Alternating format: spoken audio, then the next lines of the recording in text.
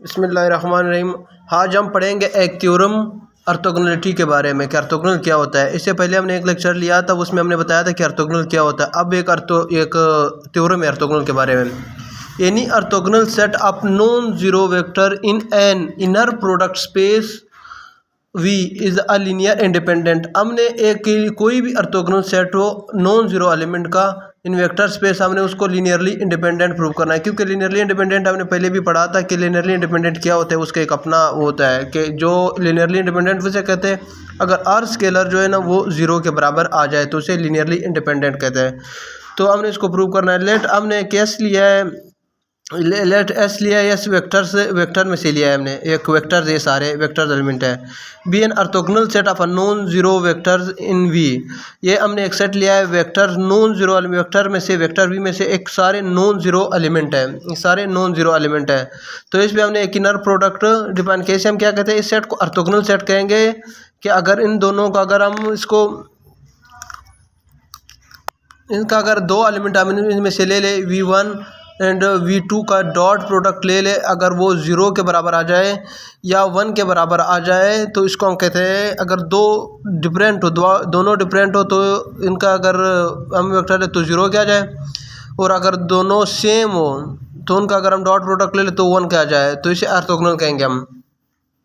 तो दूसरी बात है हम इसको लीनियर इंडिपेंडेंट प्रूव करना है। लीनियर इंडिपेंडेंट के लिए हमने ये पढ़ा था कि अल्फ़ा 1 V1 अल्फ़ा 2 V2 है, इसका एक अल्फ़ा एन V1 जो हर अल्फ़ा जो होता है ना वो इज इक्वल टू ज़ीरो के बराबर आ जाए तो इसे लीनियरली इंडिपेंडेंट कहते हैं। अगर इसमें से एक भी अल्फ़ा ऐसे हो जो ज़ीरो के बराबर ना आए तो इसे हम लीनियर डिपेंडेंट कहते हैं, लीनियरली डिपेंडेंट कहेंगे हम इसे।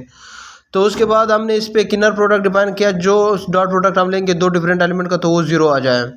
तो उसके बाद हमने इसका समीशन फॉर्म में लिया है, इस किसको, ये जो लीनियरली इंडिपेंडेंट का जो होता है कम्बिनेशन जो होता है, लीनियरली इंडिपेंडेंट कम्बिनेशन जो होता है, हमने इसको ज़ीरो के बराबर लिया है।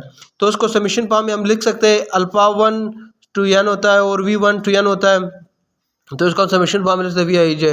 तो कंसिडर करेंगे हम, अगर हम इसको V की जगह हम पुट करें, इसको V की जगह VI की जगह हम इसको पुट करेंगे, VI की जगह, और इसका किस में, इनर प्रोडक्ट में,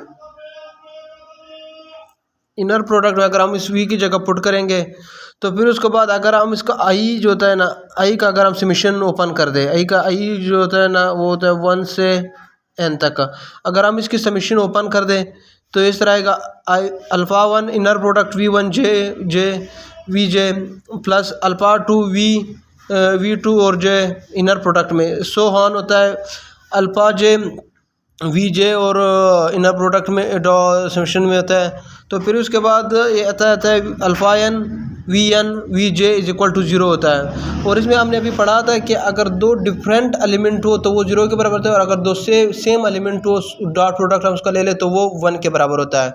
तो इसी तरह अगर हम इसमें देख ले तो सारे जो होते हैं ना वो डिफरेंट होते हैं। अल्फ़ा 1 जे तो ये ज़ीरो के बराबर आ गया, अल्फ़ा 2 जे V2 जे तो ये ज़ीरो के बराबर आ गया, सो ऑन। तो इसी तरह वी जे सेम होता है तो ये 1 के बराबर होता है। सो ये इज इक्वल टू 1 के बराबर होता है ये, तो ये 1 के बराबर हो गया। फिर उसके बाद ये सारे ज़ीरो के बराबर, तो इसको हमने लेट कर दिया है ना, इसको हमने लेट कर दिया है ज़ीरो के बराबर। जो हमने इधर पढ़ा था कि लीनियरली इंडिपेंडेंट वो होता है जो सारे स्केलर ज़ीरो के बराबर आ जाए। अगर सारे स्केलर ज़ीरो के बराबर आएंगे तो लीनियर इंडिपेंडेंट कहेंगे, वरना लीनियर इंडिपेंडेंट नहीं होगा। तो अगर स्केलर ज़ीरो के बराबर होगा तो ये जो है ना ये इसके वी जे समीशन वी जे तो इसको ये ज़ीरो के बराबर नहीं होगा। तो इसी तरह V J is equal to not equal to zero होगा, और अल्फ़ा जो है ना इक्वल टू ज़ीरो हो गया। सो अल्फ़ा जो है ना लीनियरली इंडिपेंडेंट है एंड आर्बिट्रेरी कांस्टेंट है। सो हमने प्रूव कर दिया कि यस एक क्लियरली इंडिपेंडेंट है। हमने एक सब फिर हम रिवीजन कर लेंगे इसका एक दफ़ा कि हमें कोई से भी ऑर्थोगोनल सेट हो इनर प्रोडक्ट में तो हमने इसको लीनियरली इंडिपेंडेंट कैसे प्रूव करेंगे। हम उसमें से एक वेक्टर में से एक सबसेट लेंगे, या उसे बेसिस भी कह सकते हैं, नॉन जीरो एलिमेंट का हो गया। अगर हम उनमें से दो एलिमेंट पकड़ ले, अगर हम कर ले डॉट प्रोडक्ट, अगर ज़ीरो के बराबर आ जाए तो इसका मतलब ये दोनों डिफरेंट है, अगर 1 के बराबर आ जाए तो इसका मतलब ये कि 1 के दोनों सेम है। तो फिर उसके बाद हम इसको लीनियरली इंडिपेंडेंट के फॉर्म में लिख रहे हैं, लीनियर कम्बिनेशन के फॉर्म में लिख सकते हैं, प्रीलिमिनरी कम्बिनेशन को हम समेशन के फॉर्म में सिंपली लिख सकते हैं, और इसी को हम उठा के ना इनर प्रोडक्ट में लिख सकते हैं, और इसका समेशन जो आई का समेशन होता है ना हम उसको ओपन कर देंगे। फिर जो डिफरेंट हो 0 के बराबर हो, जो सेम है वो 1 के बराबर होता है, और जो सेम हो वो हमने 1 के बराबर कर दिया है। ठीक है, 0 के बराबर ये आ गया। तो फिर उसके बाद आई जे डॉट जो 0 के बराबर है, और आई जे डॉट नॉट 0 के बराबर, ये 0 के बराबर नहीं है।